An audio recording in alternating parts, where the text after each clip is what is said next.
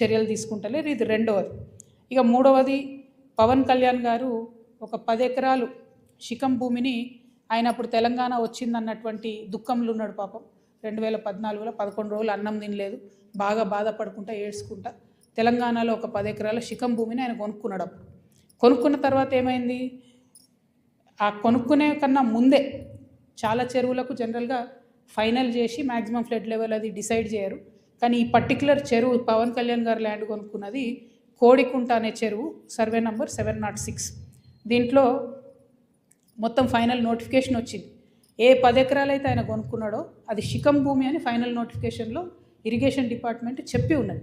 పవన్ కళ్యాణ్ గారు నిన్న మాట్లాడుకుంటే ఏమన్నారంటే, నా తప్పు ఉంటే అది శిఖం భూమి అయితే ప్రభుత్వానికి ఇచ్చేస్తాం అన్నారు.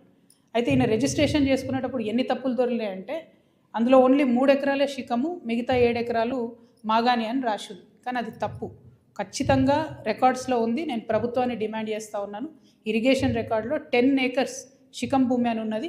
ఆ కాయిదాలు మా దగ్గర ఉన్నాయి, కానీ ప్రభుత్వం దగ్గర ఆల్రెడీ డేటా ఉంటుంది కాబట్టి మీరు చర్యలు తీసుకోవాలని డిమాండ్ చేస్తున్నాను. పవన్ కళ్యాణ్ గారు నేను అడిగేది ఏంటంటే, మీరు వాపస్ ఇస్తా అన్నారు కదా, వాపస్ ఇచ్చేసేయండి. మామూలు రైతుల దగ్గర తీసుకున్నప్పుడు కాంపెన్సేషన్ ఎట్లా ఇస్తారో గవర్నమెంట్, మీకు కూడా ఏ టీడీఆరో ఏ పైసలు ఇస్తారు, అర్జెంటుగా వాపస్ ఇచ్చేసేయండి.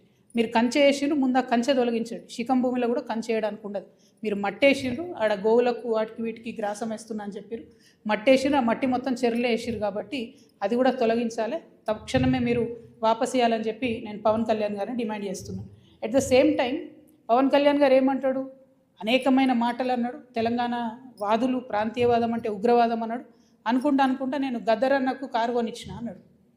అంటే మీరు మా కళాకారులను ఎందుకు అవమానపరుస్తారు? ఒక పక్కనేమో ప్రొఫెసర్ నాగేశ్వర్ మాట్లాడితే ఆయన మీదకి వస్తారు, మేధావుల మీదకి, ఇంకో పక్క కళాకారులు. అసలు మీరు కూడా కళాకారుడే కదా, మీరు సినిమా యాక్టరే కదా. మీరు సినిమా యాక్టర్గా మీకు ఎట్లా వస్తుంది జీవనాధారం? ఏ సినిమాకైనా హయ్యెస్ట్ ఇన్కమ్ నైజాం నుంచే వస్తుంది. అంటే మా తెలంగాణ బిడ్డలు చూసే టికెట్లతోనే మీ సినిమాలు నడుస్తాయి. హయ్యెస్ట్ ఇన్కమ్ నైజామే, హయ్యెస్ట్ కలెక్షన్స్.